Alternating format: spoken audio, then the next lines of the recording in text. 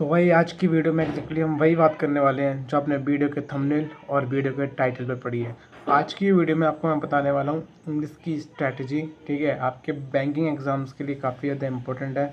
अगर आपके इंग्लिश में नंबर अच्छे नहीं आते हैं, आपकी इंग्लिश में एक्यूरेसी अच्छी नहीं आती है, और जब आप इंग्लिश सॉल्व करते हो तो आपको पता नहीं है भाई इंग्लिश में हमारी क्या अप्रोच होनी चाहिए सॉल्व करने के लिए, तो उस वीडियो को भाई एंड तक ज़रूर वॉच करना, क्योंकि मैं आपको आज डिटेल में इंग्लिश के बारे में अच्छे से बताने वाला हूँ और 5 इम्पोर्टेंट आपको पॉइंट्स मैं बताऊँगा। और इसके अलावा मैं आपको प्रॉपर जो बताऊँगा कि इंग्लिश को अटैम्प्ट कैसे करते हैं। और आपने मेरे थंबनेल पे मेरे मार्क्स देख लिए थे कि एग्ज़ाम में मेरे इंग्लिश में कैसे नंबर आए थे।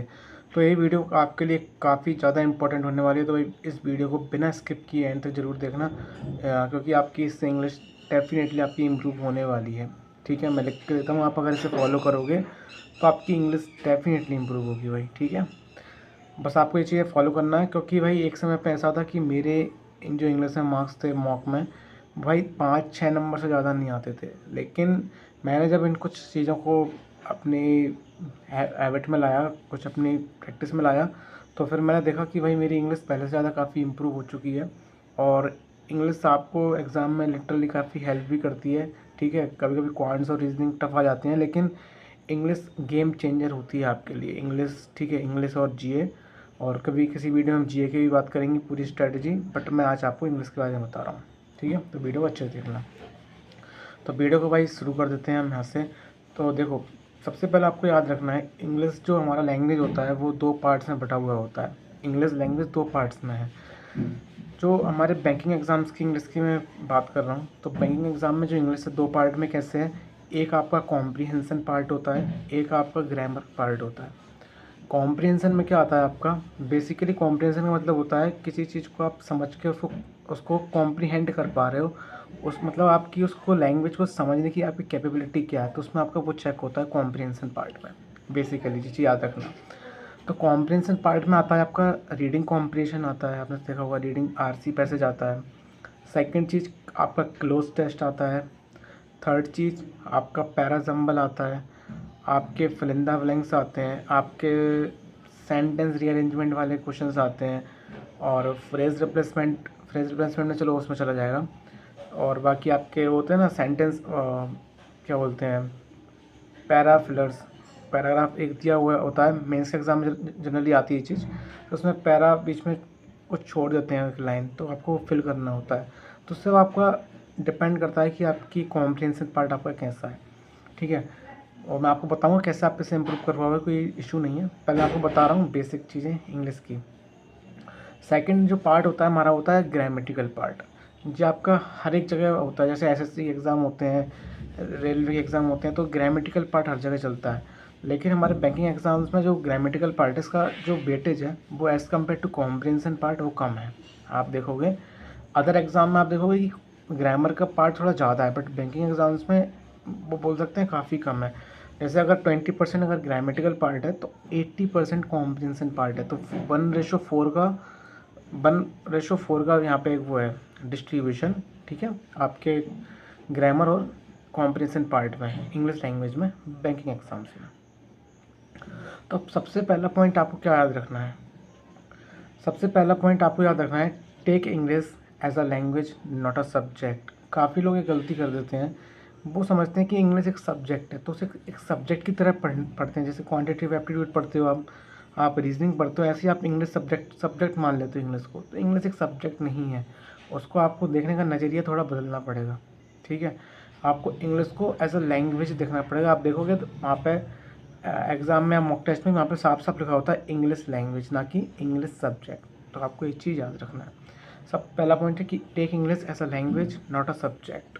ठीक है, जब हमने इसको एज अ लैंग्वेज लेना शुरू ही कर दिया है, तो जब हम कोई लैंग्वेज, जैसे हमारी हिंदी है, तो हमने ऐसा हिंदी पर तो कोई काम किया नहीं था बचपन से कि बहुत हम कोई हिंदी पढ़ते थे किसी टीचर से या करते थे। तो जनरली हिंदी सब्जेक्ट था हमारे, मतलब एक लैंग्वेज था हमारे स्कूल में। लेकिन हमारी हिंदी कैसे इम्प्रूव हुई है थी, हिंदी को हमने कंज्यूम किया है, काफ़ी ज़्यादा सुना है, आसपास अपने ऑब्ज़र्व किया है लोगों को, लोगों से अपने हिंदी में बात करते हैं, समझ रहे हो। तो इससे हमारी हिंदी इम्प्रूव हुई है। एट द सेम टाइम अब इंग्लिश वाला बात तो करने वाला आपको कोई मिलेगा नहीं ज़्यादा, तो आपको क्या करना है, इंग्लिश को अच्छे से कंज्यूम कैसे करना है, आपको सोशल मीडिया से आप इंग्लिश के पॉडकास्ट देखो, आप इंग्लिश के इंटरव्यू देखो, आप इंग्लिश न्यूज़ चैनल पे जाके देखो, उनकी हेडलाइंस पढ़ो, सबटाइटल्स पढ़ो।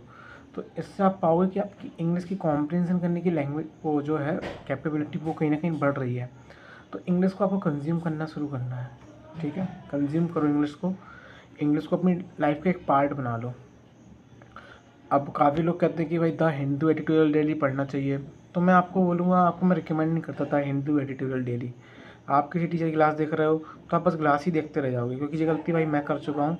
डेली क्लास देखने से भाई कुछ नहीं होगा, या तो फिर खुद से ट्राई करो पढ़ने का, ठीक है। तो मैंने क्या किया था, जैसे मेरे को अपनी कॉम्प्रिहेंशन पार्ट सुधारना था, तो मैंने सबसे पहले क्या किया भाई, आपको बता देता हूँ मैंने इंग्लिश एक बुक मंगाई, मतलब ख़रीदी, मैंने एक बुक मंगाई अपनी ऑनलाइन।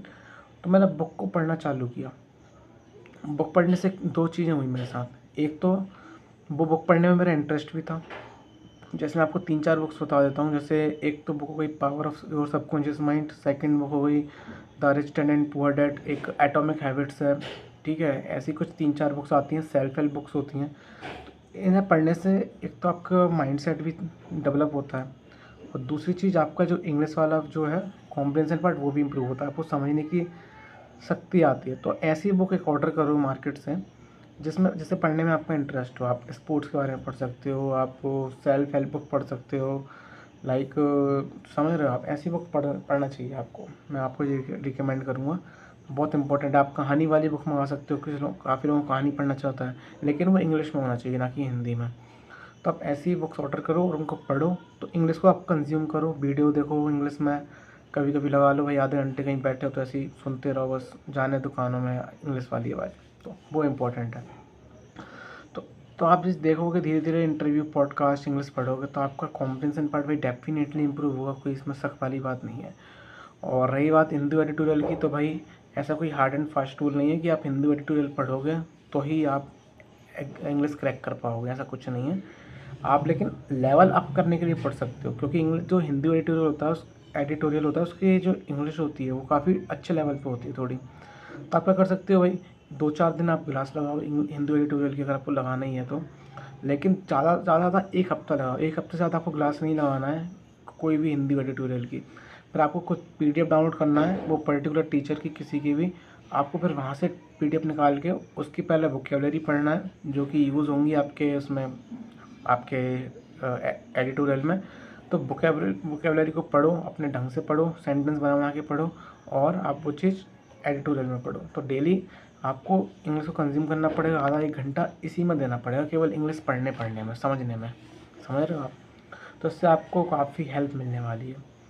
और अब देखो, आपने इंग्लिश तो पढ़ ली, लेकिन वो जो क्वेश्चंस बनते हैं उनकी वैरायटी होती है, तो आपको क्वेश्चंस को भी समझना पड़ेगा ना। तो आपको बेसिक कंसेप्ट भी पढ़ने पड़ेंगे इंग्लिश के, ऐसे नहीं हम उनको डिनाई कर सकते हैं। कॉम्प्रिहेंशन पढ़ना एक अलग जगह है, लेकिन जो आपके कॉन्सेप्ट्स होते हैं, जैसे क्लोज टेस्ट हो गया, आपके पैराजम्बल हो गए, RC हो गए, और सेंटेंस अरेंजमेंट वगैरह हो गए, तो इनके आप बेसिक देखोगे ज़रूर जाके। अगर आप पेड एफर्ट नहीं कर पाए तो आप यूट्यूब पे जाके देखो, काफ़ी वीडियोज़ मिल जाएंगी, तो इनका बेसिक आप समझो। और मैं एक टीचर रिकमेंड करता हूँ आपको, तरुण ग्रोवर सर। तो इनके प्ले लिस्ट में जाके आप देखोगे तो वहाँ पे बेसिक की इनकी वीडियो डली है, तो उसको कंप्लीट करना बहुत इंपॉर्टेंट है, जिससे आपका एक तो कॉम्प्रिहेंशन पार्ट इंप्रूव होगा, और सेकेंड चीज़ आपकी, आप उनके कॉन्सेप्ट समझ पाओगे जो पैटर्न्स एग्जाम में पूछे जाते हैं। तो आप जो दोनों कॉम्बिनेशन जब बैठेगा तो आप ईजिली इंग्लिश को टैकल कर पाओगे अच्छे से। सेकंड पॉइंट, जैसे मैं आपको बता ही रहा था, कॉन्सेप्ट कंप्लीट करना है। तो आप कॉन्सेप्ट कर रहे हो तो आपको ग्रामर भी एक बार कंप्लीट कर लेना है। ऐसी बात नहीं कि हम ग्रामर छोड़ देंगे। ग्रामर कंप्लीट करना क्यों ज़रूरी है, क्योंकि ग्रामर कंप्लीट करने के बाद आप पाओगे कि ना आप केवल जो एरर डिटेक्शन है या फिर फ्रेज रिप्लेसमेंट इनको सॉल्व कर पा रहे हो, but at the same time आप जो क्लोज टेस्ट में भी कभी कभी भाई जो ग्रामर का यूज़ हो जाता है, आपको पता ही है, टोन, समझ रहे हो, तो इनका यूज़ हो जाता है। ग्रामर से भी हम फिलिंदा ब्लैंक सॉल्व कर लेते हैं, तो इन चीज़ों का उपयोग होता है। तो आप एक बार ग्रामर पार्ट पूरा एटलीस्ट एक बार कंप्लीट कर लो, पूरा एक बार, ठीक है। तो आपको काफ़ी हेल्प होने वाली है। और मैंने आपको बता दिया, वही तरुण ग्रोवर सर से आप पढ़ सकते हो, उनकी प्लेलिस्ट है, वहाँ पे पूरा आपको मिल जाएगा, सब मिल जाएगा जो मैं बता रहा हूँ, फ्री में अवेलेबल है, कोई चार्ज नहीं है इसका। तो एक बार आपको अपने कॉन्सेप्ट कंप्लीट भी करने हैं और ग्रामेटिकल वाले कॉन्सेप्ट भी एक बार कंप्लीट कर लेने हैं, ठीक है। और आपको मैंने पहले पॉइंट में बताया था, इंग्लिश को आपको कंज्यूम करना शुरू करना है, और कैसे करना है वो मैंने आपको बता दिया है। अब जब आप इतना करने लग जाओगे, आप 1-2 महीने जब ये चीज़ करोगे, शुरुआत करोगे, तो आपको खुद से थोड़ा थोड़ा कॉन्फिडेंस आने लग जाएगा इंग्लिश में। और थर्ड चीज़ है, अब आपको सेक्शन टेस्ट लगाना है, आपने जो सीखा है उसको इम्प्लीमेंट करना है। अभी तो हम सीख रहे थे, पढ़ रहे थे, तो थर्ड चीज़ होता है आप इम्प्लीमेंट करेंगे। हम उसे इम्प्लीमेंट कैसे करेंगे, आपको जो आपके मॉक टेस्ट सीरीज होते हैं, तो वहाँ पे एक सेक्शन मॉक होते हैं, तो सेक्शन मॉक में आपको जाके इंग्लिश वाले लैंग्वेज को सिलेक्ट कर लेना है और उनको लगाना है आपको। आप और आप क्या कर सकते हो, प्रीलिम से शुरुआत कर सकते हो, आपको सीधे मेन से शुरुआत नहीं करना, और वो भी क्लर्क मेंस से, क्लर्क प्रीलिम्स से। क्लर्क प्रीलिम्स की मॉक लगाओ, इंग्लिश सेक्शन की 20 मिनट की लगाओ, उसको एनालाइज करो डेली, फिर उसको दोबारा लगाओ, सीखो, गलती पकड़ो, तो आप खुद सीख जाओगे भाई। सेक्शन मॉक लगा सकते हो आप, क्विज़ेस लगा सकते हो, अड्डा 247 पे जाओ आप ऐप पे, तो वहाँ पे आपको क्विज़ेस मिल जाएंगी, तो आप उनको भी वहाँ पे क्विज़ेस को भी लगा सकते हो। और इंग्लिश को अच्छे से एनालाइज करो और फिगर आउट करो आपकी मिस्टेक्स को, तो ये चीज़ इंग्लिश में इम्पॉर्टेंट है। और जैसे मैं आपको बताता था, इंग्लिश को अटैम्प्ट करने का एक तरीका होता है। इंग्लिश को आप ऐसे नहीं कि एक अटैम्प्ट करने की एक स्ट्रैटेजी होती है, तो आपको अभी बता देता हूँ कैसे आपको अटैम्प्ट करना है। जब आप सेक्शन मॉक लगाया करोगे, तो आपको ट्राई करना है, जैसे हम क्वांट्स में करते हैं, इजी क्वेश्चन हम पहले करते हैं और थोड़े टफ क्वेश्चन हम बाद में करते हैं, तो सिमिलरली इंग्लिश में आपको यही करना है। पहले आपको ग्रामेटिकल पार्ट पर फोकस करना है जब आप सेक्शन मॉक लगाओगे, ठीक है। और फिर आपको फिल इन द ब्लैंक्स करना है, और फिर जो क्लोज टेस्ट वगैरह होगा इनको करना है, और जो आरसी होता है उसको आपको एंड के लिए रखना है। और आरसी में आपको कुछ बड़े बड़े क्वेश्चन मिलेंगे तो उनको अवॉइड करना है। छोटे छोटे क्वेश्चन मिलेंगे, लाइक वोकेबलरी वाले होते हैं, उस पर एक एरर वाला क्वेश्चन डला होता है, फिलअप वाला होता है, ऐसे क्वेश्चन को पहले अटैम्प्ट करना है, ठीक है। तो ये चीज़ आपको दिमाग में रखना पड़ेगा। और फोर्थ पॉइंट काफ़ी इंपॉर्टेंट बता रहा हूँ वही मैं, जैसे हमारे इंग्लिश में कुछ वीक टॉपिक होते हैं, जैसे एक पैराजम्बल होता है। मैंने देखा है काफ़ी लोगों का पैराजम्बल वीक होता है। जैसे मैं कैसे कह रहा हूँ वही चीज़, क्योंकि मैं जब पैराजम्बल जैसे मैंने सॉल्व करने की कोशिश की है, गाइडली वगैरह के जो भी मॉक टेस्ट होते हैं, तो वहाँ पे आप एक चीज़ नोटिस करना, जो करेक्ट जैसे वहाँ पर शो करता है ना कितने % लोगों ने इसको सही किया, तो पैराजम्बल का जो परसेंटेज होता है वो as compare to other topics वो कम होता है। मतलब काफ़ी कम लोग इसको सॉल्व कर पाते हैं, और इनकरेक्ट ज़्यादा करते हैं लोग, गलती ज़्यादा होती है इसमें, मेरे से भी हुई है। तो आपको ट्राई करना है कि जो पैराजम्बल है ना, उसको थोड़े संभाल के, अगर आपको लग रहा है इसमें आप पूरी तरह कॉन्फिडेंट हो तो ही आप उसको अटैम्प्ट करो, अदरवाइज़ उसमें आप ज़्यादा समय मत दो पैराजम्बल में। मैं आपसे कहना चाह रहा हूँ, पैराजम्बल की जगह आप अपने दूसरे टॉपिक्स को स्ट्रॉन्ग करने में लग जाओ, आप आरसी पे ज़्यादा काम करो, ठीक है। पैराजम्बल मैंने भाई काफ़ी काम करके देख लिया, तो अभी मैं कहीं ना कहीं बहुत फंसता हूँ पैराजम्बल में, तो पैराजम्बल को आप रिस्क मत लो, जो अदर टॉपिक्स हैं स्ट्रॉन्ग उनको और स्ट्रॉन्ग करो आप, ठीक है। तो मैं ये चीज़ आपको बता दीजिए, वीक टॉपिक होता है काफ़ी लोगों का। और फिफ्थ पॉइंट सबसे ज़्यादा इंपॉर्टेंट है भाई अभी तक के लिए सबसे ज़्यादा, don't attempt negative in English, ठीक है। हम क्या करते हैं भाई इंग्लिश में, हम फ्लो में कभी भी मैक्सिमम अटैम्प्ट लगा देते हैं, 25-30 में से भाई 28 अटैम्प्ट लगा दिए, पता पड़ा 16 गलत हो गए, 18 गलत हो गए। तो ये गलती मत करो भाई, इंग्लिश में आपको अटैम्प्ट उतने ही करने हैं जितने आपको बनने हैं। जो मैंने आपको पूरे पॉइंट्स बनाए हैं बताए हैं ना, 1 से लेकर अभी तक 5 तक, ये सारे आपस में इंटरकनेक्टेड हैं।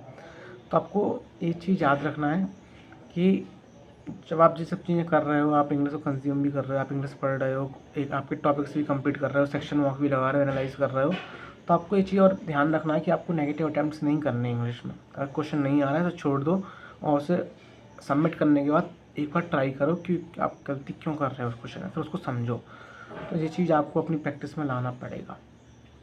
तो मैंने आपको सारा कुछ बता दिया भाई इंग्लिश के बारे में, जितना डिटेल में बता सकता था। ऐसे भाई शायद ही कोई आपको सब बताए, क्योंकि ये मैंने अपने आपको एक्सपीरियंस से आपको ये चीज़ें बताई हैं, ठीक है। आप इन चीज़ों को रखो, और आपको इंग्लिश में अभी भी कोई डाउट लग रहा है ना, तो एक बार कमेंट सेक्शन में आप जाके लिख दो क्या डाउट आ रहा है इंग्लिश में, ठीक है। तो एक काम करूँगा भाई मैं, अगर मेरे को लगेगा कुछ और भी डाउट्स हैं आपके इंग्लिश में, जैसे जो मैं आपको चीज़ बताई है जो मेजर है, जो मेजर स्टूडेंट्स में जो पाई जाती है, तो अगर आपको लग रहा है कि और इश्यूज़ आ रहे हैं आपको इंग्लिश में, तो आप एक बार कमेंट सेक्शन में बता देना, सो दैट मैं एक वीडियो और बना दूंगा, ठीक है, पार्ट 2 करके हो जाएगी। तो ठीक है भाई, आज की वीडियो में इतना ही। वीडियो अगर अच्छी लगी तो वीडियो को लाइक कर देना, चैनल को सब्सक्राइब कर देना अगर नहीं हो तो। और भाई स्टे ट्यून भाई, कभी मैं वीडियो लाऊँ तो आप भाई देख लिया करना। और अपने फ्रेंड्स के साथ शेयर करो जो कहीं ना कहीं इस चीज़ में स्ट्रगल फेस कर रहे हैं इंग्लिश में। ठीक है, तो मिलता हूँ भाई आपसे नई वीडियो में, तब तक के लिए थैंक यू।